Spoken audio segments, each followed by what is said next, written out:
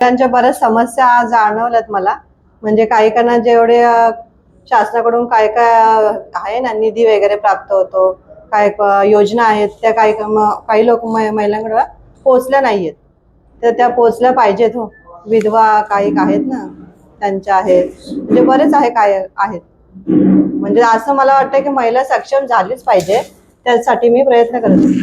घरात शिवसेना पण आहे, घरात कमळ पण आहे, सगळे माहिती आम्ही माहिती आमची महायुती आणि महायुतीचे उमेदवार आम्ही हिंदुत्ववादी पक्षामध्ये आम्ही युतीमध्ये आहोत आणि हिंदुत्वाला मानणारे आम्ही आहेत. त्यामुळे आमच्या पाठीमागं जय श्रीराम तर धनुष्यबाण पण आहे आणि कमळ सुद्धा आहे.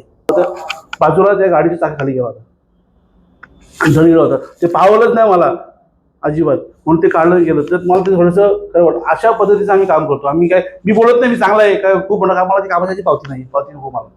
मी काम करत जाईल आणि त्याची कामाची पोच पावती म्हणून माझ्या धर्मवतीला लोक निवडून देते. विठ्ठल मोरे हे माझे गुरु आहेत, त्याच्यासोबत मी काम केलेलं आहे, त्यांनी मला घडवलेलं आहे. त्यांच्या इलेक्शनला मी सुद्धा काम केलेलं आहे, खूप काम केलेलं आहे. आणि 23% त्याची सीट लागली होती.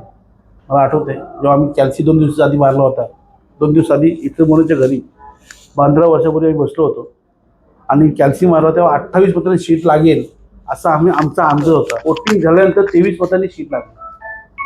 आमचा अभ्यास हा गाडा इथला आहे. वोट कुठल्या पद्धतीने मिळवला जातो.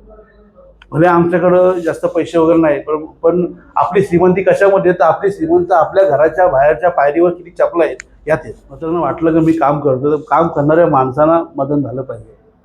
तो माणूस काम करतोय, तो आपल्या हक्कीला धावणारा आहे, अशा लोकांना मतदान करावं. पैशाला विकली जाऊ नये, पैसा बघू नये.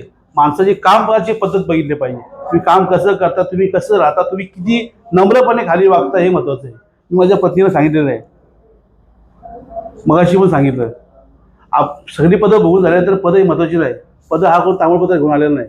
आज पदं उद्या नाही, पण आपण त्या वेळेमध्ये आपण कसं काम करतो, किती लोकांना न्याय देतो, हे महत्त्वाचे. कसं राहतो, कसं वागतो, हे महत्त्वाचे. बस मतदारांना आव्हान एकच आहे की त्यांनी माणूस बघून, त्यांचं काम बघूनच मतदान करावं, एवढीच अपेक्षा आहे.